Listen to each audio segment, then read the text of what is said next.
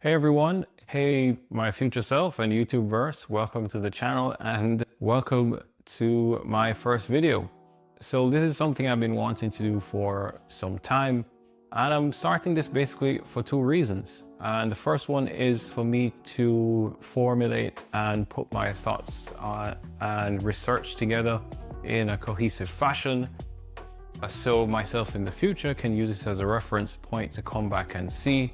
It's going to be based around psychology and philosophy concepts that I've implemented, researched, and found out about and continue to do. And the second one is hopefully I've been able to put it together in such a way that for those of you in YouTubeverse who come across it, maybe it introduces a concept to you, clarifies anything, and ultimately helps you and me in a good way. You know, that's why we're here. We're living this life and going through on this journey called life, and we're all experiencing life in a unique way and learning things. And if there is a way to help each other out and lift each other up along the way, why not do it? Maybe this is a way in which I can do that. So hopefully we can engage in discussions, community, whatever it is, and take it from there. So with that, again, first video, what I'm going to be talking about today is something that I think is a good start to the series, and that is a practice that I've implemented and has helped me tremendously, and that is called metacognition. And it's somewhat of a mindfulness practice, and it's something that I definitely would recommend to loved ones and friends alike. So what is it? I mean, to go back to where it starts is we make decisions every day, right? As humans, we decide what to do, what to say, where to go. And at the core and at the root of these decisions, there is a process. And what precedes that process is a thought, a cognitive process, right? Whether it be a mental action or a physical action that follows, there is always a thought first, almost like an impulse. And if we want to make better decisions that are in line with our values and who we want to be, why not get to the origin of those decisions? Whether we're not satisfied with our decision making, it leads to negative outcomes. How can we seize that moment between us having a thought and then triggering that chain reaction that leads to an outcome, and ensure or try to improve the way in which we react to it? And that's what metacognition is about. So let's start with the definition. Metacognition, what does it mean? Essentially, it means the awareness of one's own thoughts and thought processes. If we dig a bit deeper, we can look at it and see that it is actually the combination of two words. The Greek word meta, which translates to beyond or above, and the English word cognition, which is derived from the Latin word cognitio, which essentially means the mental action of acquiring knowledge through thought and the senses, right? And if we move on from that now and just think about it, putting the two words together, meta, above, and cognition, we're thinking beyond our own initial cognition and analyzing it. So since we are thinking about thinking, right? I know it sounds very meticulous or sometimes draining, but you know, that's how we get to the core of our decision making. And it's something that I've implemented in my daily life in terms of practice, and I've seen improvements in my decision making. It has helped me to really dig deeper and understand who I am, how I process things, why I react to things. It has reduced my anxiety and stress around various events, and overall helped me to make better decisions going forward and ultimately improve my relationships and my mood. And it essentially plays a part of my daily life and daily practice. So I've covered the what, let's now cover the why. Why is it important to do this? And before I go any further, I just want to emphasize that I'm not a professional in this area. I'm just someone sharing their own experience and research on the concept and how it has affected me, how I've implemented it, and how it has benefited me in that way. So going back into it, why is it important to me? Well, have you ever been back from a night out and, have it replaying in your head saying, why did I say that? Or, I may have overreacted there to a situation. Did I offend anyone? Was it in line with my character, my moral values, my core principles, my core values? Maybe I was too reactive there. And it happens post-event, right? Because we're often on autopilot and just reacting to things. And oftentimes, on the other hand, we can find ourselves ruminating, catastrophizing about things and just having this unnecessary heightened level of anxiety, further deteriorating our mental state. So in practicing metacognition, the point is to catch ourselves in that moment, analyze it, and see if we can make a positive contribution to that chain reaction that leads to a more positive outcome in terms of our next mental or physical action in reacting to the initial thought or initial cognition.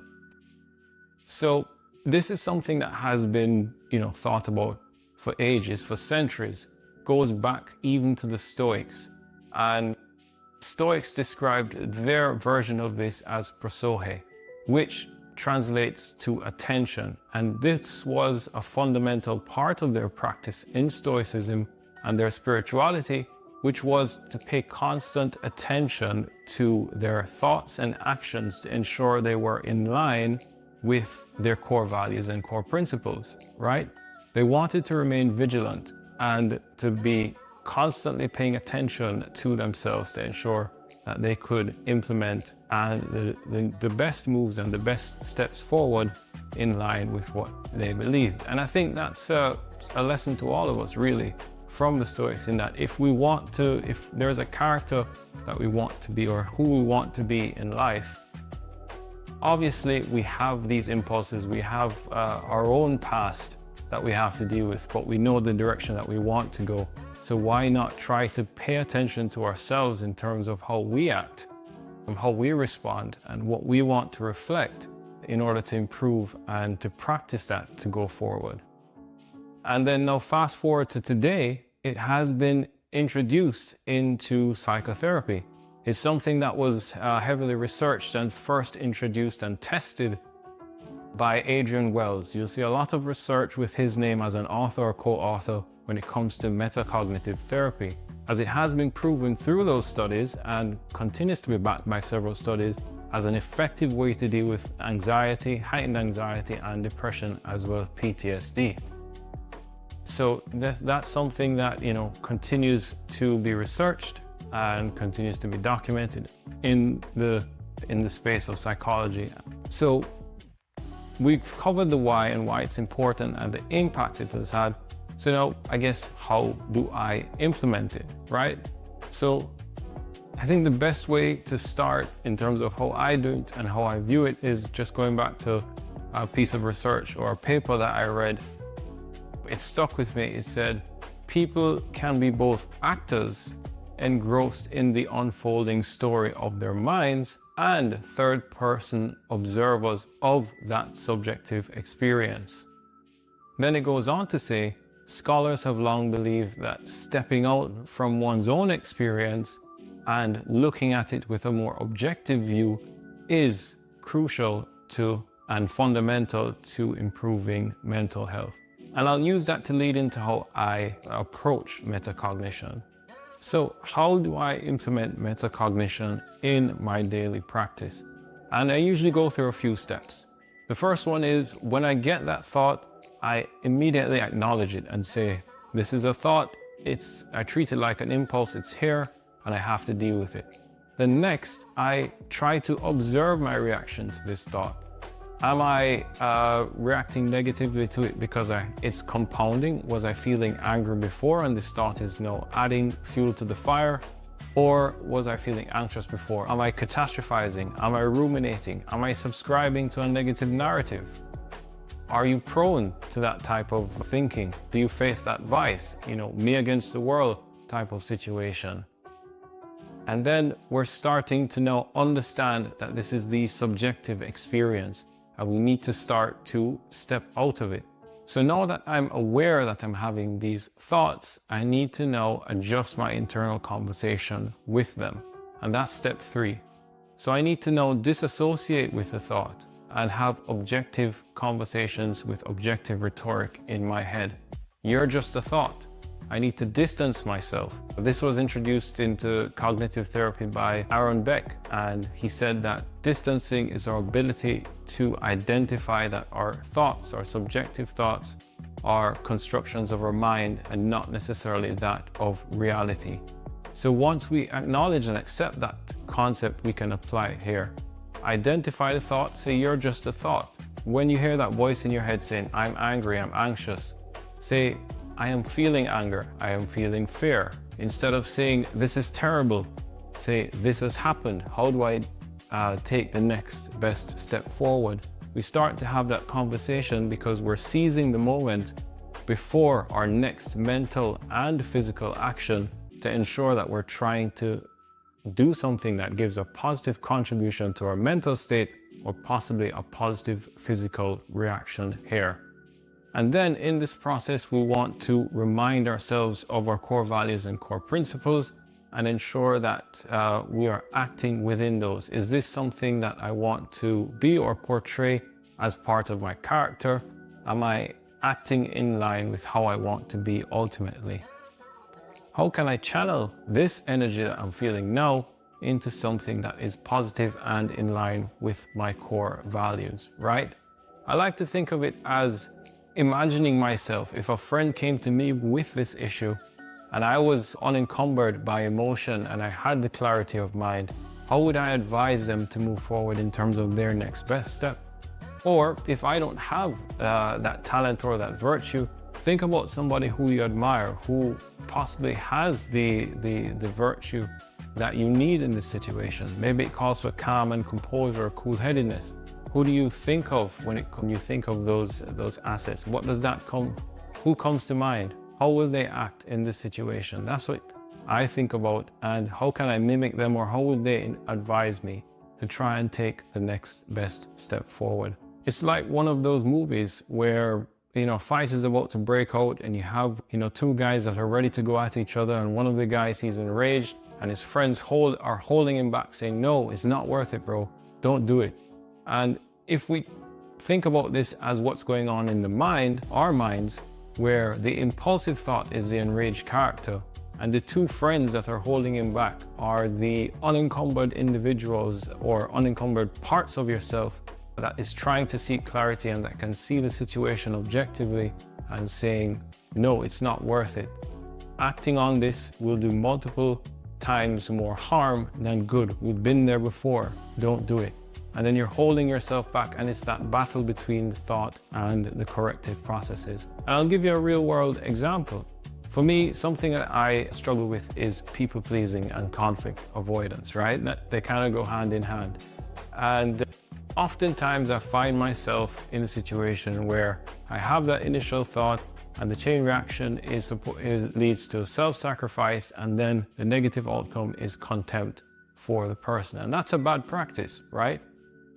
Because I know that I'm not giving the person on the other end of the situation a fair chance. I don't express my wants and needs. I don't express what I need to. And I immediately start to fabricate a situation where I'm thinking, okay, there could be potential conflict, or this person is going to react that way. And not all persons are like that. Some persons want to hear what you have to say and require that. But my impulsive reaction when I'm on autopilot is to assign that character to them, that they will be angry when I express my wants and needs, which is not the case, right? That's something I have to deal with. And then when I'm practicing metacognition, I know that initial thought is there and I have to say, you're just a thought. And I need to express my wants and needs because I know where it will go in terms of that self-sacrifice leading and triggering to contempt when the person is in total ignorance and oblivious to what I really want and need, and I'm just going along with it just because. So I need to ensure that I express it, possibly be aware of my tone as well, because I know that that narrative starts to play in my head, so I don't want to have an accusatory tone, but I need to hold back and be more amicable in expressing my wants and needs and give the person or persons, the other parties, a fair chance at accepting what I have to say, rather than anticipating that there's always going to be a negative reaction. So that's one aspect how it has helped me in terms of looking at that and how I used to process things on autopilot, and then stepping in and trying to take steps to improve my decision making there, and ultimately, in that case, my relationships. So now, covering the steps, as you can see, after first embracing the thought, turning off autopilot and distancing yourself from the thought, having that objective rhetoric, we can now observe and analyze our thoughts, where we're coming from, where they're coming from. We'll find out a lot about ourselves here and how we react to them and how we want the outcome to be. We have enough experience to see what the negative is and the negative outcome is, and what we continuously do on autopilot. How can we intervene to change those thoughts and processes as we go through, have that conversation, remind ourselves of our core values, think about someone that we admire that may act well in this situation, and try and put our best foot forward. That's essentially what it's all about. And the last step really is doing the homework and continuing to implement that practice. And something that I do is a daily recollection. Just before I'm about to go to bed, I kind of think about my day, how I reacted to certain situations or thoughts, and did I react in a way that was in accordance with how I want to be and my goals. That in itself, that daily practice, that daily reminder of what you want to do, who you want to be, helps me a lot, and hopefully it will help you too. And of course, it's easier said than done, right? Metacognition is about implementing it into your daily practice and training your mind. You have to undo a lot of mental shortcuts, a lot of mental habits to get to where you want to be. And I'm still on that journey, and I'm sure a lot of persons are on that journey to get to where we want to be. But the best way to start is now, and to take that action and hopefully be in line with our core values and our core principles each and every day. Yeah, and this is where I end the video. The link's going to be in the description to research articles that I recommend on this. Hopefully it helps you in some way or the other. If you have any thoughts about it, let me know in the comments. If you disagree or agree with anything, and hopefully that made some things clear, and hopefully it's not too long. Take care, see you in the next video, and wish you all the best. Have a great one. Cheers.